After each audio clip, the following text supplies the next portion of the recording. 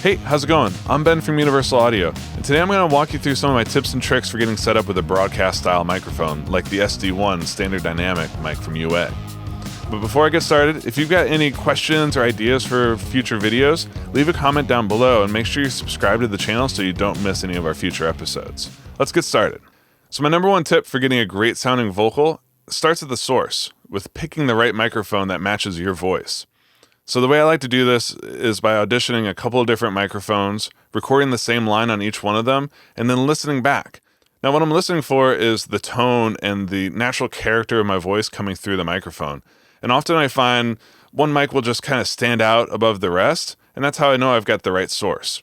So today I'm using the SD-1 microphone, which is a dynamic mic. Now there's also condenser microphones, but the sound of radio and podcasting and streaming has been defined by dynamic microphones for decades now. So I tend to kind of gravitate towards something like the SD-1. The other advantage that this mic has is the polar pattern. So what the polar pattern means is that the microphone picks up sound from the front way more than it picks up from the back. So you can use this to your advantage, say if you're doing an interview style podcast, by placing the guest on the back side of the microphone, you'll essentially get great isolation on each side of the conversation. But this also works great for streaming when you have keyboards or mouse clicks going on down below. Positioning the microphone so it doesn't hear your keyboard click and clack, major positive. So my second tip for getting a great sounding vocal has to do with the distance and placement of your microphone. Now think about this. How often do you have conversations where you're inches away from the listener's ears?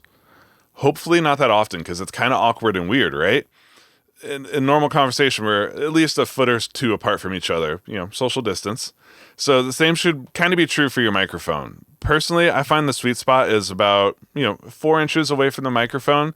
Gives you a little bit of natural air compression, just overall gives me a nice natural tone to my voice. That being said, sometimes proximity effect can be very effective. For a little intimate moment with a little extra chest to it, there's something to be said about using this as an effect. Just as much as I love the proximity effect, there's another one that you can use when you're working with a broadcast mic, and that's talking off axis from the microphone. So what I mean by off axis is instead of speaking directly into the microphone, going, 40, 60 degrees off axis, it can give you like this roomier sound, this kind of like, oh, hey, who's over there? Oh, that's me. Use all these different effects to give your listeners or viewers a really fun and dynamic experience. So my third tip for getting a great sounding vocal is a little bit more technical.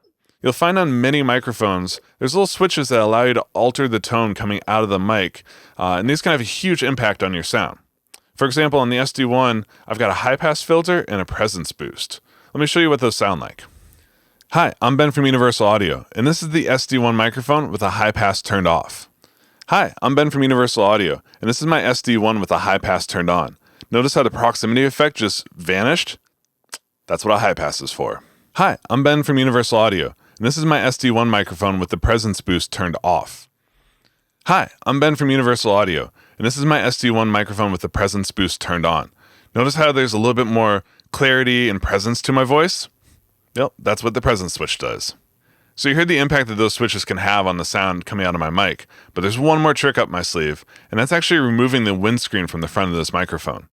Now personally, I like to leave the windscreen on because it helps cut down on plosives and other noises, as well as it just looks a little bit nicer. But with the windscreen removed, it opens up the sound even further.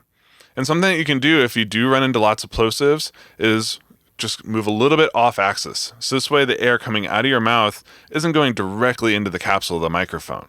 Hope you guys found these tips useful for getting set up with a broadcast microphone. And if you want to go even deeper, I highly recommend checking out Matt's video where he talked about setting up an Apollo with UAD plugins and building a vocal chain for voiceovers, streamers, podcasters, etc.